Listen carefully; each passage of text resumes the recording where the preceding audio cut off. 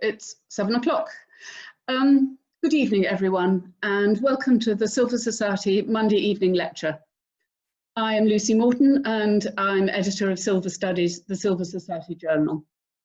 We are, of course, very pleased to greet all members of the Silver Society who have joined us this evening, but we're particularly pleased to be able to welcome members of other societies and groups, including the French Protestant Church of London, the Huguenot Museum in Rochester, and the Huguenot Society, as well as those from the Georgian Group, the English Ceramic Circle, French Porcelain Society, the Society of Jewellery Historians, the Society of the History of Collecting, and the Attingham Trust, and the Furniture History Society, as well as museum curators, independent scholars, and other silver enthusiasts.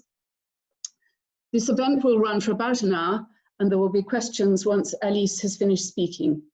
If you have a question, please will you use the chat button at the bottom of the Zoom screen and type in what you want to ask.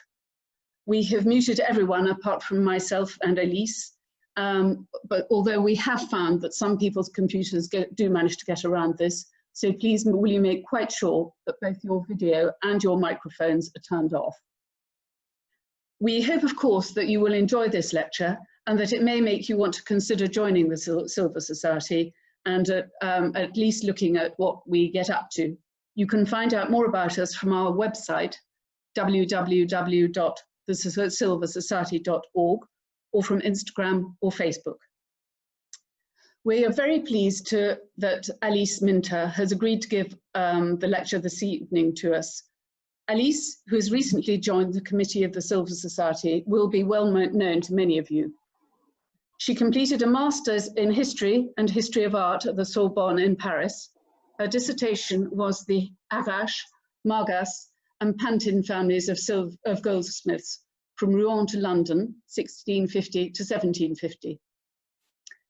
After leaving the Sorbonne, Alice joined Sotheby's in 2007 and worked in London for 10 years as a specialist in the silver and objet of vertu department, as well as having a period in European and British ceramics.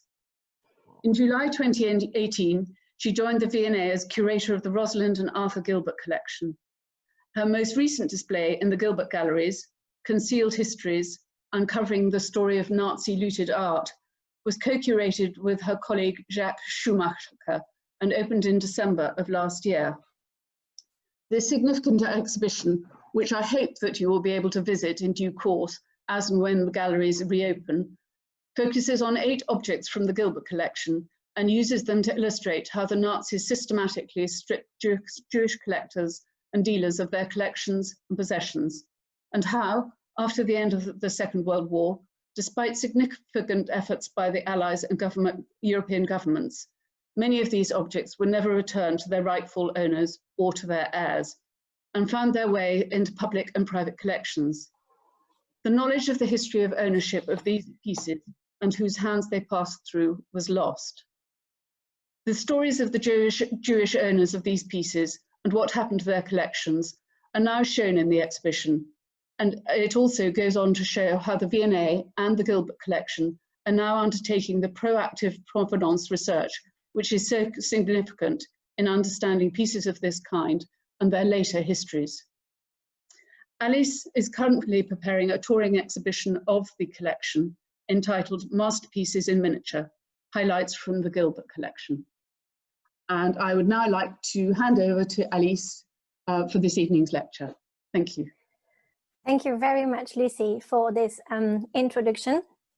Thank you for joining us tonight. I am absolutely delighted to give this lecture, which hopefully will be informative for people interested in silver or in Huguenot history and ancestry, or maybe even both. This lecture, as Lucy said, is based on the research for my master, which I completed about a decade ago, but it's still a topic which is still very close to my heart, and I am absolutely delighted to go through it again and share with the wider audience. So thank you for joining. Before we start, I would like to remind all of you what Huguenot means really. So Huguenot are French Protestant who fled from France, and its religious persecution in the 1670s, 1680s. And it culminated in 1685 when Louis XV, King of France, revoked the Edict of Nantes. And the Edict of Nantes was that edict which had been signed 100 years before, and that gave freedom of faith and civil rights, including the right to work in any field for the Protestants in France. So the Huguenot is really the French Protestants who are away from the Kingdom of France. All this diaspora which spread across Europe, South Africa, and America. So no, let's hope this works. Hopefully. Yes, here we go. So these silver gilt ewer and basin were made by Pierre Harache, one of the key name of Huguenot silversmiths in England. And it was made for William Cavendish, 1st Duke of Devonshire, instigator of the construction of Chatsworth House in Derbyshire.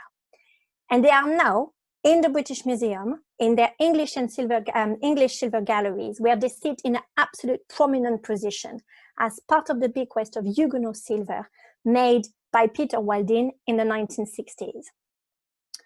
The reason why I'm choosing this image, and actually that was the cover of my master as well, my dissertation, it's because it really reveals how Huguenot silversmiths were at the time and still are regarded in the history of English silver and gold. Pierre Harache was the first Huguenot goldsmith to become freeman of the Goldsmiths Company in 1682, which means that it was the first French to allow to establish his trade in London. And he led decades of French Protestant silversmiths who became eventually were also allowed to establish their own trade and shop. They live, really, the majority of them live in the heart of Soho. Here, for example, this is Leicester Square now, this is Charing Cross, and this, Gerrard Street, is the absolute heart of Chinatown. And they also, rapidly after the arrival in England, they encountered the absolute wide success and were in high demand from some of the most influential British noble family. So here, for example, is a portrait of Barbara Palmer. Barbara Palmer, Duchess of Cleveland. She was a customer of Pierre Harache, but she was also the mistress of Charles II. And Elizabeth Percy was Duchess of Somerset.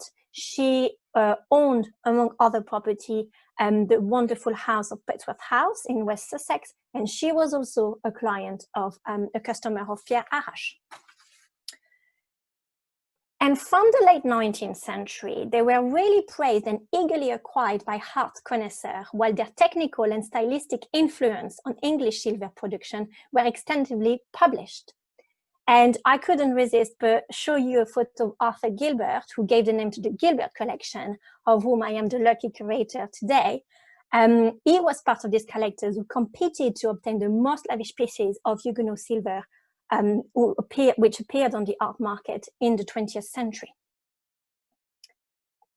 Traditionally, when we are talking about Huguenot silversmiths, we have this strong vision of contemporary prints that depict the horror of hundreds of thousands of French having to flee their country. And for some, it is true, they had to leave everything behind them.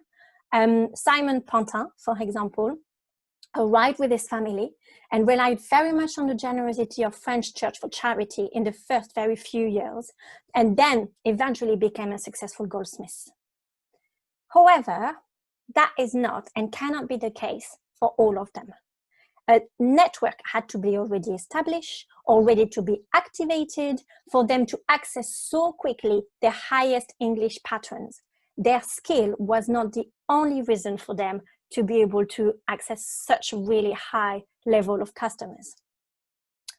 Pierre Harache, who I mentioned, was admitted to the Goldsmiths Company, but he was admitted upon the request and protection of the king himself. And furthermore, when he came to England, he is then recorded being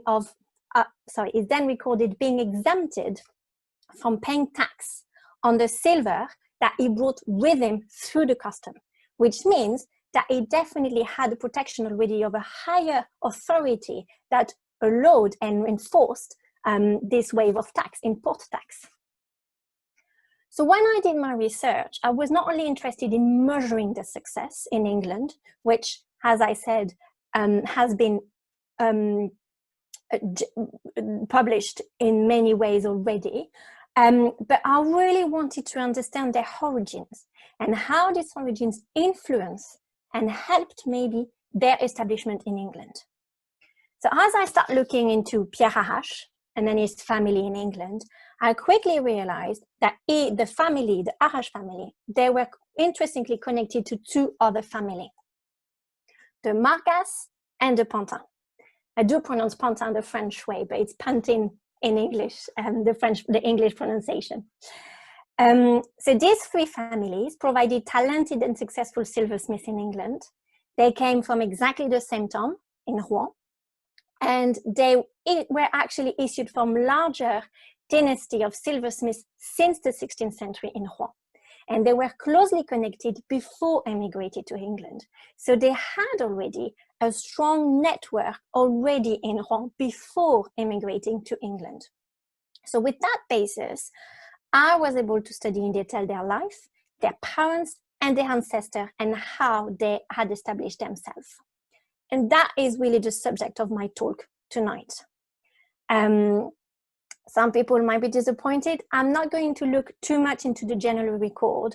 What I'm trying to present tonight is a study of the establishment, the wealth and the production and the trade of Protestant silversmiths in Rouen in the 16th and 17th century.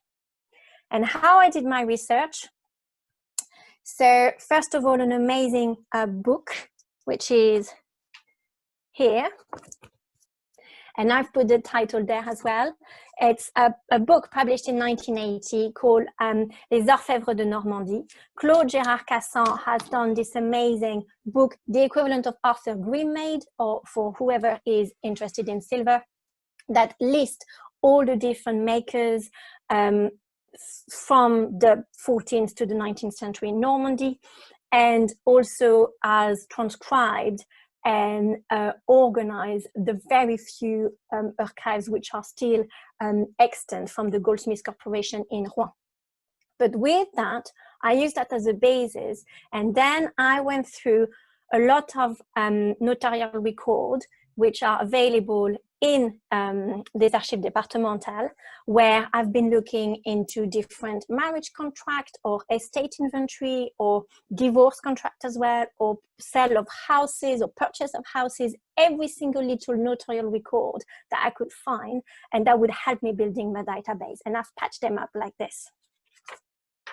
So the presentation will be organized in three parts: family and alliances, wealth, and then production and client. But before, I just would like to set it up a little bit in context. So Rouen is the capital of the duchy, or was the capital of the Duchy of Normandy. And it was in the 16th century, the fourth most important city in the Kingdom of France. It's very close to the capital, only 6.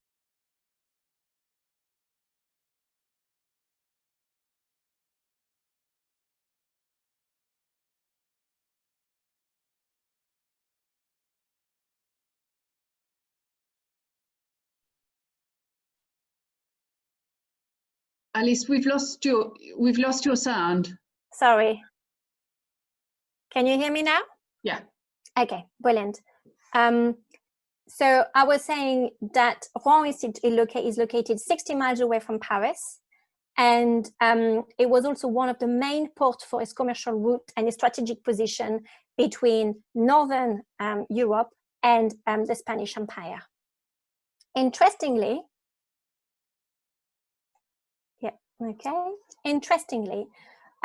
Rouen was a fiercely Catholic town, the very last one to accept the Edict of Nantes 12 years after the signature. And the Parliament of Rouen at the time finally accepted that edict, which gave, as I said, Protestants the freedom of faith and the civil right. after military action from the king, Henry IV. So we've got this very fiercely Catholic town.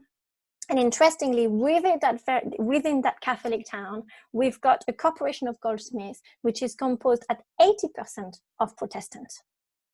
And this is actually not surprising because there is a strong contradiction between Protestantism in the south of France and the north of France.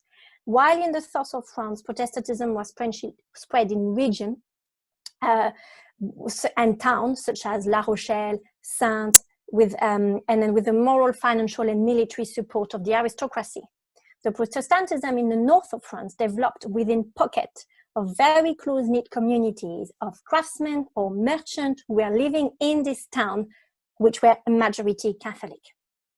So in Rouen, we've got 80% Protestants in the Goldsmiths Corporation, but within a very strongly Catholic town. And we do have some record of this potential tension. For example, the Bishop of Bayeux in 1665 said, "Reformers are oppressing the Catholic in every corporation. They manage to lead the goldsmith art so that there are no Catholic goldsmiths whom priests can contact to repair any church plates." However, the Goldsmiths Corporation was, you had a hierarchy among the corporation of goldsmiths and trade, among the corporation of merchants and craftsmen through the Kingdom of France. And the Goldsmiths Corporation was the fourth most prestigious craftsman corporation in the Kingdom of France, which means that in every town, the goldsmiths were highly considered, highly regarded, and they were one of the very few who were allowed to participate to any parade whenever you had a royal entrance. So royal entrance were extremely important for a town and required a huge amount of preparation and construction of ephemeral or permanent structure as well. And here is an illustration of the goldsmiths of Rouen, that dressed as women, because that parade was usually historical as well, and offering all these presents to King Henry II and Catherine de' Medici. So that means that regardless of their faith and regardless of the potential tension, the fact that they were goldsmiths meant that they had a strong social and economic position in the society, in the urban society. Now, if we look a little bit on how their family alliances worked, as expected, and it's a common pattern, there's to enhance their position within strategic alliances, within the Protestant community, and within the community of goldsmiths. So here are a few examples. In the 1950s, Pierre Harache married Jeanne Toussaint, who came from an already well-established dynasty of goldsmiths since the 15th century. And this was an essential step for the Harache dynasty to start, because their son, also called Pierre, that's why it's getting a bit confusing, but their son, also called Pierre, is the very first one recorded by Gérard Cassan, but it was the very first one recorded in the Goldsmiths archive. But interestingly, he became master after being sponsored by his mother, which means that the mother at the time was a widow, that she had taken over her husband's business, and then clearly it was already a business of goldsmiths. And then their son became then Pierre Harache I, and then you've got a dynasty of at least 5 different Pierre Harache and a very extended family of goldsmiths in Rouen. And then Marthe Harache married Samuel Margas, who actually was the son of Jacques Margas, who had just started being a goldsmith in 1610. But via that marriage, then the Margas could establish themselves among the prestigious corporation of and community of goldsmiths. And their son, also called Samuel, then married within the Pantin family. So it's very interesting to see how the 3 families were really connected, how they used each other's alliances and dynasty to then get the prestige and build their own dynasty. And it's not surprising at all. It's a very common pattern, but it's very important link, which I was pleased to really discover or confirm via my research, because they are essential for a social and professional network, especially when in religious minority. But interestingly, these strong connections were not only based on marriage, but also on christening and friendship. And when I looked through the different wills or contracts, you could see that all the family and friends were really there to support and help each other. So here is another example, and I promise this is the final and last genealogy tree, the family tree that you're going to have tonight. Pierre Harache. So here is our Pierre Harache and Jeanne Toustain, but here's Pierre Harache III. He married Catherine Le Tourneur as a second wife. She was from a goldsmiths family, and her brother married Elizabeth, Pierre's sister. But then, also, when he died in 1686, his brother-in-law, Abraham Le Doyen and Jean Lefebvre, not only organized the inventory and probate, but also took care of Thomas, who was often grandson of Pierre. And when we look a little bit further into this network, interestingly, it included, the majority were goldsmiths, but it also included other branches of the trade, such as lapidary, so jewel maker. But they also had close relationship with other members of the Protestant community, such as craftsmen, such as printer and bookbinder, and also some merchants. And printer and bookbinder, it's actually typical again of very typical profession who converted to Protestantism, especially in the north of France. And one explanation is because they had to read for their profession, and therefore they were appealed by this new religion who gave them the right to read directly at the source rather than listening to what the Catholic Church stated. So that's an explanation of how the Protestantism spread and why they are connected specifically to this type of profession. So they were connected within the Rouen goldsmith company. They were connected within the goldsmith company. They were connected within the Rouen Protestant community. And I found that actually they were also quite strongly connected throughout the larger Norman Protestant community. Again, talking about our three families, I recorded 57 marriages, and 14%, 1/4, were with someone from another city of Normandy, especially Dieppe and Le Havre, but even Paris. Madeleine Harache, who was Pierre III's sister, she married actually a goldsmith who was based in Paris, Etienne Aubemas. So again, that just comforts the idea that they really had a well-established and strong network to reinforce their family, but also to guarantee their business and wealth and guarantee that they were safeguarded for generations to come. So now let's look a little bit at their wealth.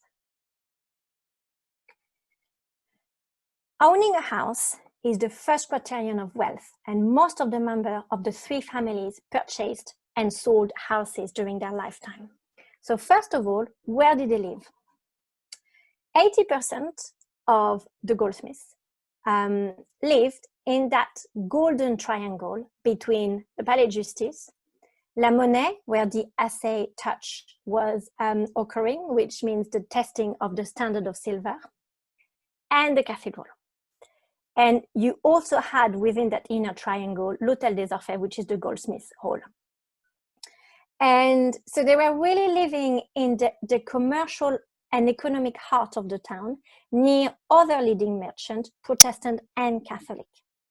Some choose to live within the main body of the Protestant community, which was spread between the Protestant cemetery and the parish Saint-Maclou. And Pierre Harache II, who is the one who had two wives, and I presented in that complicated family tree earlier on. He lived first in this inner triangle, and in his late 40s, he moved to the parish Saint-Maclou. And for whoever is asking, the Protestant church had to be built outside the city as per the Edict of Nantes, and it was actually located much more south, south of the river, completely south of outside the city. Now, I have been extremely lucky to find an estate inventory of Abraham Pantin, who was a goldsmith, and so he died in 1682. And this inventory has provided an absolute mine of information. Abraham Pantin was living Rue aux Ours, so within that golden triangle. And I'm delighted to be able to give you a few more insight of how his house was formatted and organized. So the house itself comprised a kitchen, a shop, 2-bedroom, and an attic. And in comparison with... Alice, we've lost you again.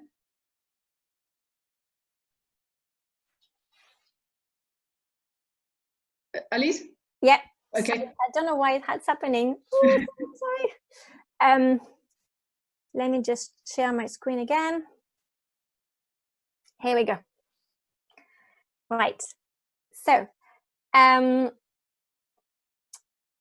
yes, so the house comprised a kitchen, a shop, 2 bedrooms, and an attic. And as I said, it was a relatively reasonably prosperous setup. I've recorded another house of a wealthy merchant Protestant who was a merchant, and it comprised the same room and in addition a back shop, a cellar, and a courtyard with additional room. The furniture inside was rather simple and practical.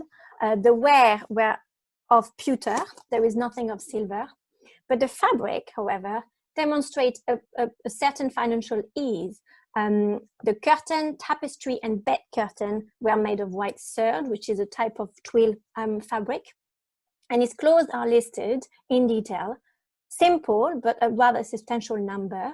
You had 2 suits, a black coat and hat, as well as plain white linen and cotton shirt and underwear, including 6 pair of drawers or underpants, described as old. His only precious belonging were some silver button and a silver walking stick handle. So how can we compare that with the rest of the goldsmiths? Well, as I said, unfortunately, I didn't find any other detailed inventory like this. But in comparison with other archives and understanding how Abraham Pantin was among the hierarchy of goldsmiths, we can definitely see that Abraham Pantin was rather prosperous, but the sort of like medium really level. He was not one of the wealthiest. And so the rather simplicity of his household could be explained by his faith, because we know that Protestants, especially in the north of France, were very similar to the Dutch, and so they were wearing black, or I mean dark color, and they had a rather simple way of life. So here is a portrait of a Dutch lady, but here is a portrait of, engraving of a French Protestant at the time. And so, as I said, he is among the good upper half, but he's not one of the wealthiest. And when I looked into other different goldsmiths, some really owned further property, such as land, garden, even houses that he could rent out. Pierre Harache, again, the second, who I mentioned many times now tonight, his inventory lists that he earned in annual rent, so that's mean an extra income, 3,000 livres, which is the equivalent of like 25,000 pounds today. And so you had another goldsmith who, for example, had 3 mills outside Rouen, and then a portion of land in Rouen, nearby the Huguenot cemetery, as well as another house as well. So it is really fair to assume that Abraham's Pantin household can be considered as a relatively good illustration of the Rouen goldsmiths in general and the members of our three family. We can consider that really they had a prosperous situation in general with a rather good standard of life.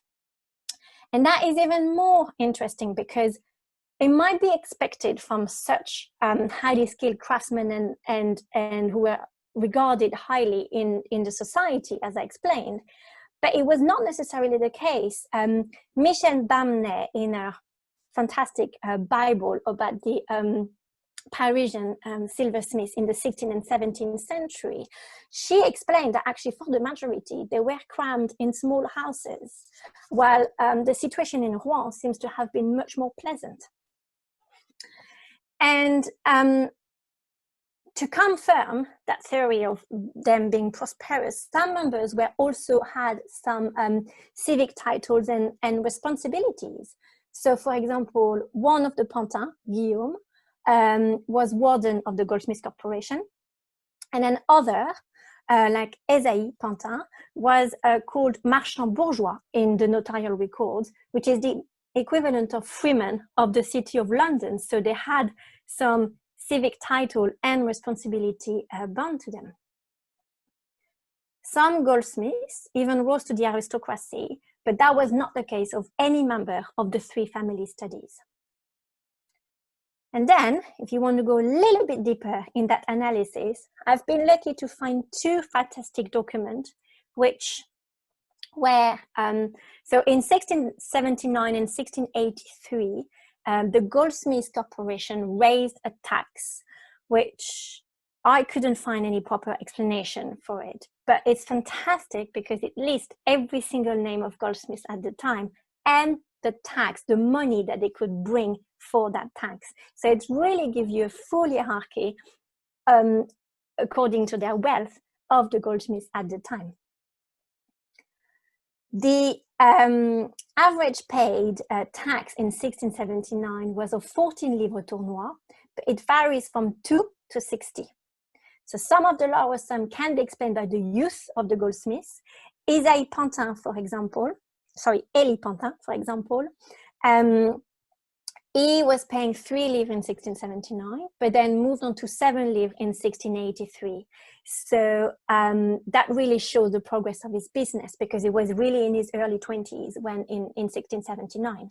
But that's nothing in comparison to his uncle, Guillaume Pantin, who I just mentioned because he was a warden of the Goldsmiths Company, who paid 20 livres.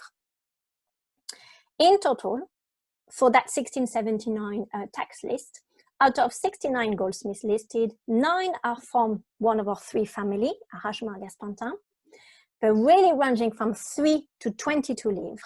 And the majority are between 6 and 10, which is interesting because again, it means that they had a comfortable lifestyle, but they were actually not the wealthiest. And it also shows that inevitably there were some disparities among the three families. But in general, their life was pretty comfortable in Rouen. So now that we've got this set up, let's look at the production and the client. So this is a little bit, it's probably the easiest, the most complicated section, because as you probably know, the majority of the silver in France has been melted. So it's extremely difficult to be able to show you some example, but hopefully I've managed to provide some good comparative to give you an idea. First of all, again, thanks to the inventory of Abraham Pantin, we also have a description of his workshop, and that is fantastic information. Again, it's a bit frustrating because it's the only one I could find, but in comparison to the amazing research by Michel Bamnet in Paris, for the Parisian goldsmiths, or even Hazel Forsyth as well, and the tremendous work that she did about the 15th and 16th century goldsmiths in London, we can assert that his workshop is typical of a goldsmith's workshop at the time across Northern Europe, let's call it. So when you come into the workshop, first of all, you've got a very wide window open onto the street because you had to be seen working on a precious metal, and that is a way of avoiding any forfeiting.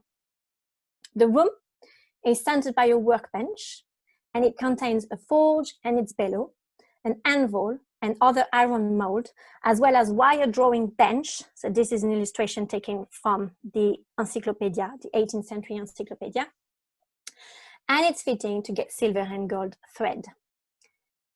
Of course, in addition to that, you had many tools.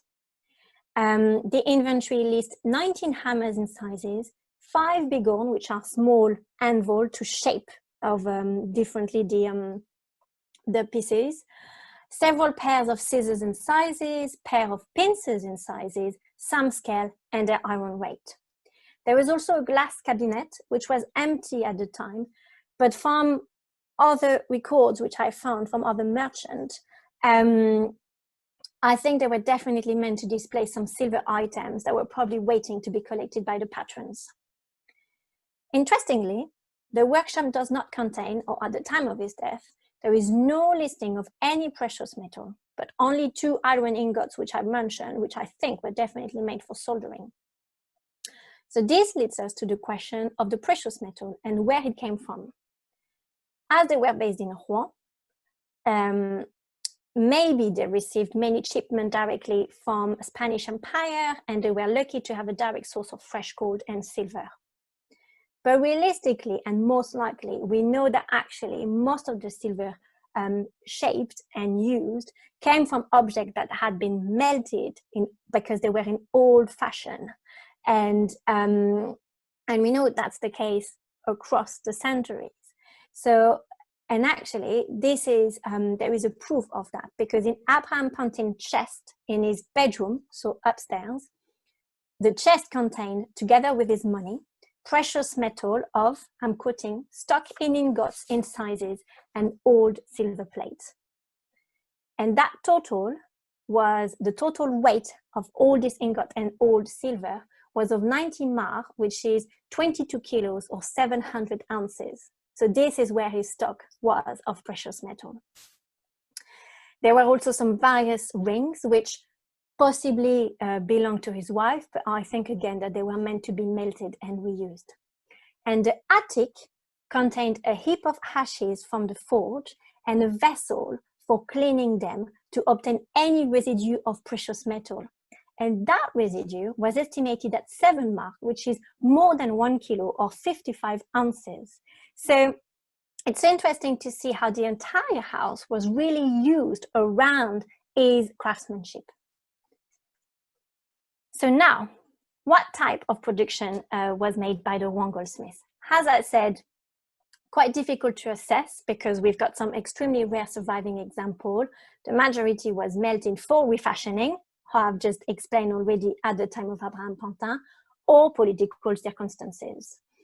I found a few mentioned in inventories.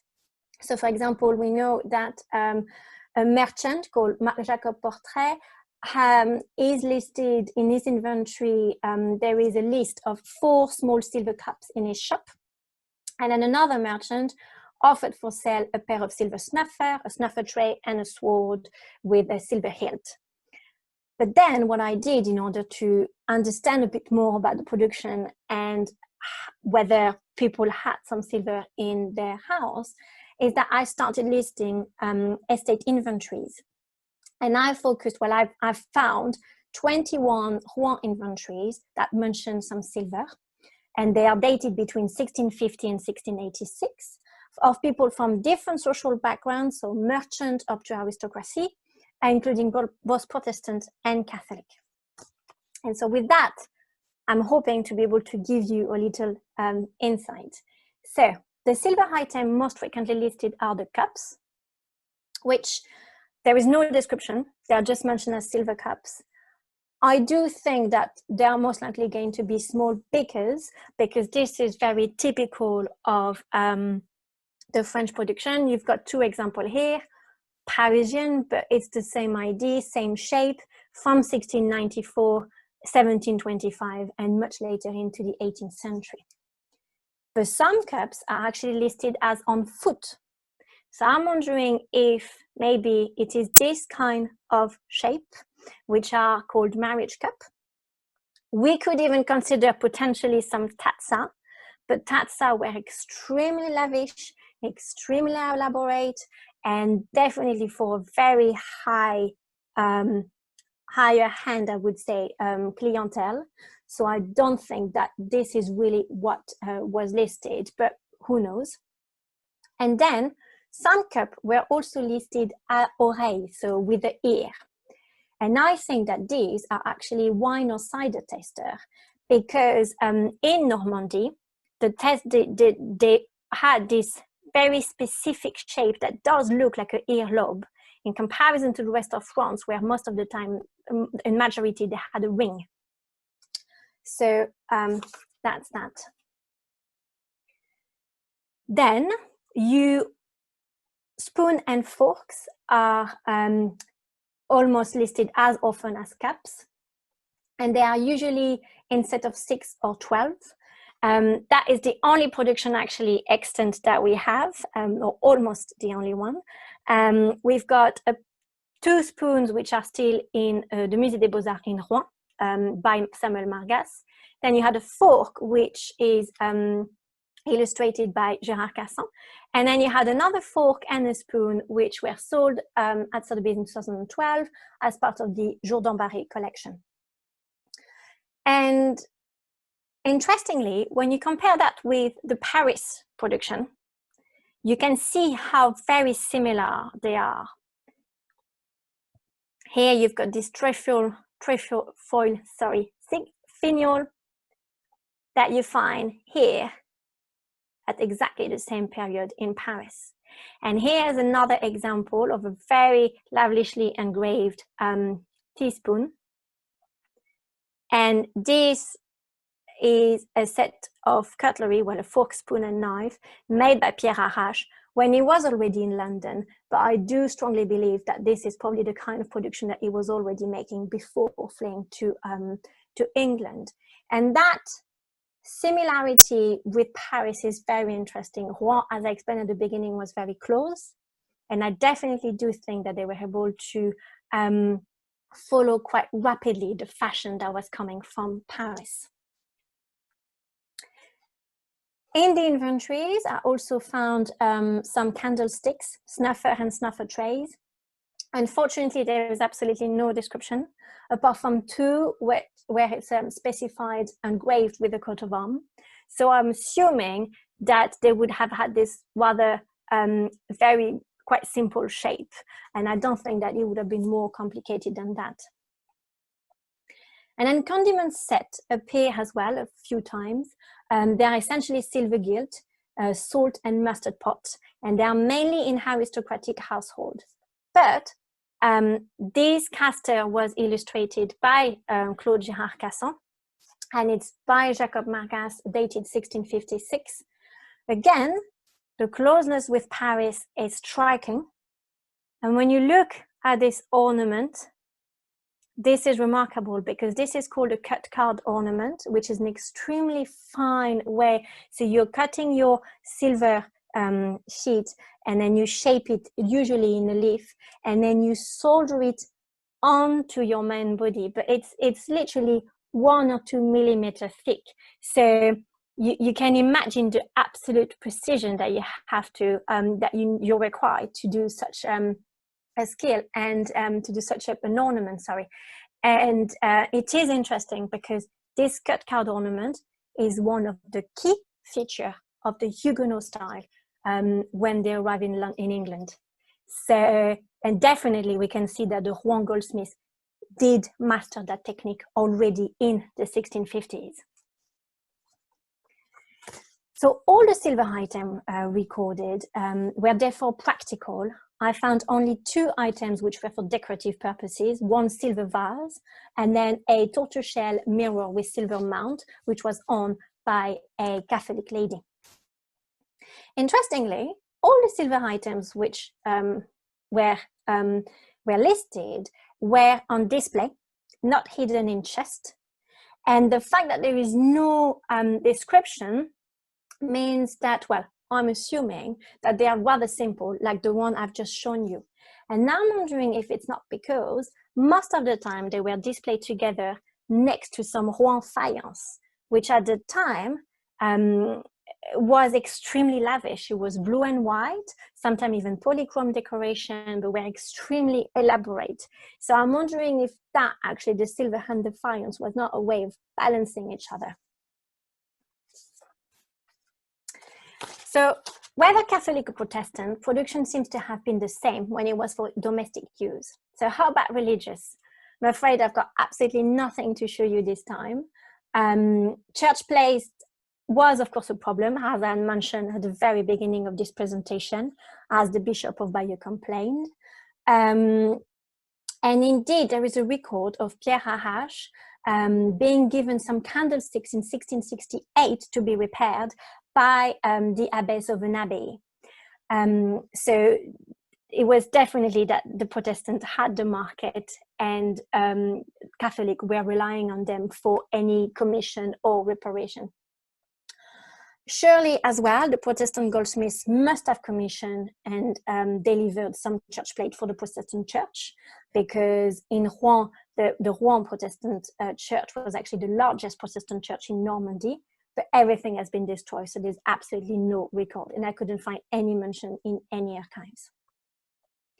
I just wanted to finish the production section on the mention of jewelry, because I have found a few times some jewels. They were mainly rings inset with black diamonds or rock crystal, but also silver watches. Unfortunately, again, there was no description, so I'm just assuming. But here is a watch made by Nicolas Cauchois in Rouen in 1630.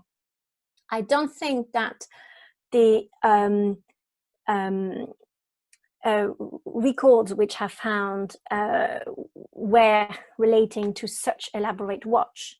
But I wanted to share that with you tonight because, again, this very wonderful, elaborate etching and engraving is one of the key features of the Huguenot style when they moved to England. So again, it proves that they had mastered this wonderful technical skill before arriving in England. And then the last one is this Huguenot cross. We know that the Huguenot cross was created by the mid-17th century, even though the origin and the exact date remain unknown. So this is a 19th century example, which is at the V&A. And this is an earlier example. But I do think that they were probably in production already, because I found in 1676 a Protestant Scotsman living in Rouen, and he insisted on the chain and the gold medal which had been given by his father to be particularly looked after. Again, pure speculation, but I do think that there could be something to consider. This is all about local clientele, but how about export? As I explained, Rouen was the absolute key town within the European commerce, and I do think that we should consider the possibility of exporting silver, especially because 150 kilometers away from Rouen there was Guibray, and Guibray was one of the most important fairs since the 11th century well into the 19th century for northern France, but also northern Europe. It lasted for 2 weeks. We know that the goldsmiths of Rouen were there, but also many merchants from Normandy, some Parisian goldsmiths were there, but also some English merchants from England are listed in the archives. And so that could explain potentially 2 very interesting mentions in very important British archives. First of all, mention of some silver brought by William Dacre in 1534. So William Dacre held many offices at the service of King Henry VIII, notably Governor of Carlisle in Cumbria. In 1534, he was accused of treason, was tried at Westminster, but then was acquitted. But he was still fined with, he had to pay £10,000 as the price of his pardon. So he brought quite a substantial amount of silver to the Royal Mint, which is listed, and it's a fantastic source of information for us. And among this, at the very end, you can see here, Paris plate, £70, better in every pound of 10 penny weight. And then here, Holy Lamb, £38, better in every pound of 3.5 penny weight. And that's not me, Philippa Glanville suggested it before me, but the Holy Lamb reference could be a reference to actually the very iconic maker's mark of the Rouen silversmiths. So the Rouen silversmiths, they had to have the Holy Lamb or Agnus Dei, sorry, here we are, Agnus Dei below a crown as part of their maker's mark. And this is such a distinctive maker's mark that it probably makes sense that actually that was their way to recognize it. And if we consider as well that Rouen was so close to England, the market was there, there was definitely some trade route, why not considering that actually some English, there were already some English customers who were keen on Rouen silver, and especially because we've got all these different standards. And so Paris is the highest standard of silver that you can find in Europe. London is quite below, but then Rouen is offering actually a good intermediate without the very high price that you have to pay for Paris plates. So all that makes sense. And then you also have an even more so interesting mention in the royal inventory of King Henry VIII himself in 1521, where you've got a mention here of 12 saucer of white of Rouen, so Rhône, R-O-O-N-E, which means that even the king himself might have had some Rouen silver commission and acquired.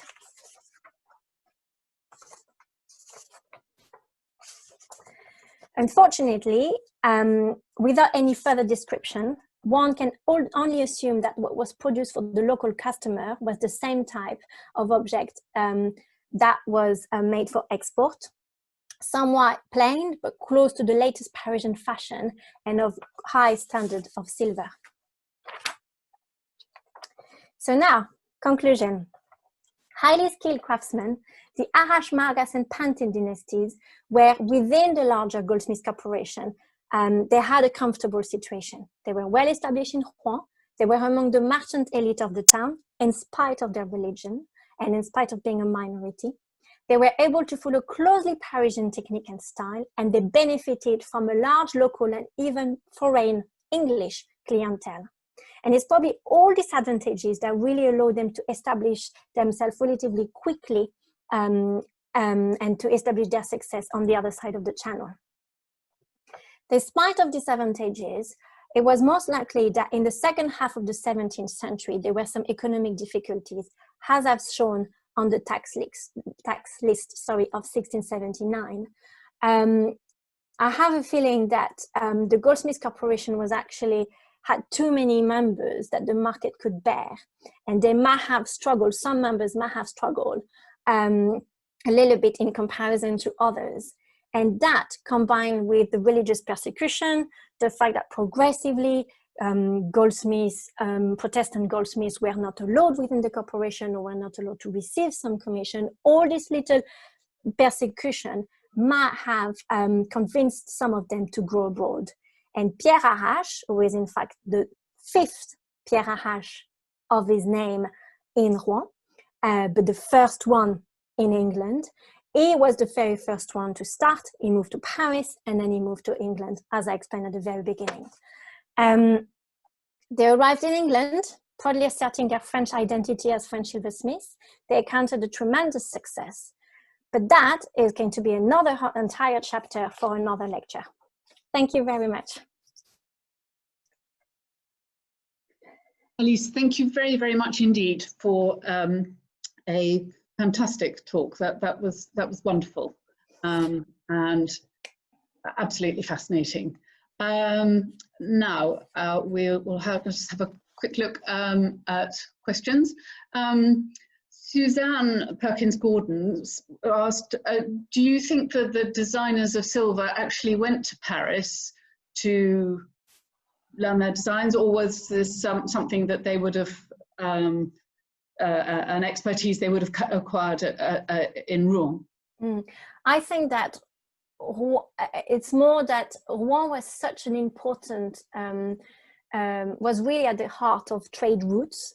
And I think that a lot happened in Rouen, much more than the archives transpire.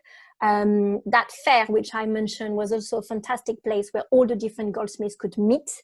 So they could, if not sharing, but at least, design and ornament book were definitely circulating at the time. As I said, Paris, Pierre Harache went to Paris in, he's recorded there about 1668.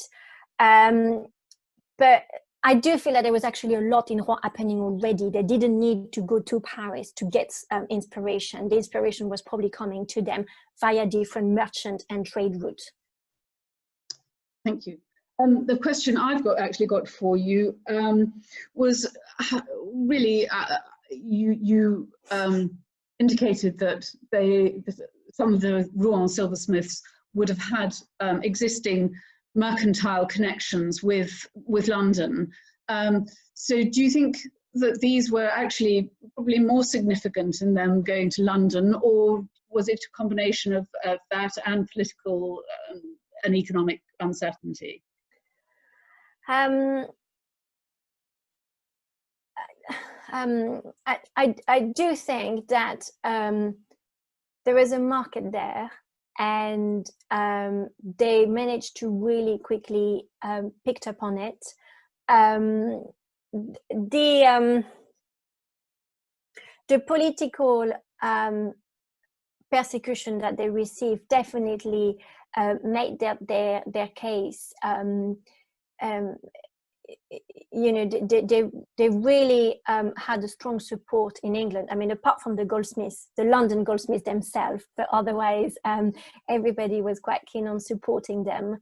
And I think there was also a mercantile reason, saying, oh, fantastic, now we've got all these foreigners being able to work for us, and we don't have to pay any import, we don't have to pay anything, it's there, and that's absolutely brilliant. But I think that there is definitely a strong market established already. Did that answer your question? Yes. Or thinking about it, was there tax payable on imports from France, so that actually? Yeah, that is something that I need to look into a little bit further. I'm wondering if actually, I don't know if Tim Schroeder, wait, by the way, Tim, the very last image of Henry VIII inventory is thanks to Tim Schroeder and his wonderful book. So thank you, Tim, for sharing that with me. But I'm wondering if Tim actually might know a bit more, because I haven't looked properly into the import. I mean, whether there was some import tax between the two countries at the time. I would assume so. But maybe Tim will know a bit more if he's happy to pop in, or otherwise we can have another conversation. Now there's a question from Lynn saying she noted David Lecourt on the tax list and wonders if he's likely to be the David Lecourt who was later working in London. On top of my head, I can't remember. There is definitely a local family in London. They were not directly connected to my family, so but I've listed quite a few, and they were part of my database in order to make some comparison. And yes, most likely. And that's also why I'm actually mentioning, I'm referring to that 1679 tax list more than the 1683, because by then quite a lot of people have left already, and the person who are staying are either quite elderly or they are widows. But you've got quite a lot of substantial chunk of these young people who don't appear on that 1683 list. But most likely, yes, it wouldn't be I wouldn't be surprised. There is definitely a local family from Rouen and goldsmiths in London that have recorded in the church register in London. So yeah, most likely. Now there was one. Yes, Jan asked whether more Huguenot jewelers moved to London than to Amsterdam. Do you have any information on that? London was definitely the stronger market where you had the more people. We also know that some goldsmiths moved to London and then moved to Amsterdam. I haven't studied jewelers enough to give you a straight or a confirmed answer, but London, regardless, in terms of goldsmiths, lapidary, jeweler, was definitely a larger market than Amsterdam. So in theory, the number of people, yes, you probably would have had more in London. But yeah, simply because of the size of the town, that could the capacity of the town to be able to welcome more people and more goldsmiths. From, I think, let me just give you, I had listed that. Okay, so between 1681 and 1683, almost 6% of the people who are recorded as refugee arriving from France, that's the thing, is from France, it's not only from Normandy, but 6% were goldsmiths or worker in metal. And then and within that, so you had 6% of people of refugee among a total of like more than 3,000 refugee between these years. So I do think that yes, the number was quite substantial in London, more than Amsterdam. I think we'll finish with Tessa's comment. She said it's a fascinating talk. And she wanted to know whether luxury goods from Paris, were they transported via Rouen to London? And would this have had an impact on production in Rouen and served to underline the connections to the English market? Most likely, yes. I mean, Rouen was definitely the most important port for northern France. So so it could have been indeed that an explanation. Yes, I'm sure you're right, Tessa. I definitely think it's a very probable explanation. Right, well, Alice, thank you very much indeed. Not at all, thank you. A fantastic evening. And I'd like to remind you all that the next lecture will be on, the next confirmed lecture will be on Monday the 31st of August, when the speaker will be Dora Thornton, who will be talking about court cuts in the Goldsmiths Company collection. And thank you all very much for joining us, and we look forward to joining you joining us again soon. Good night.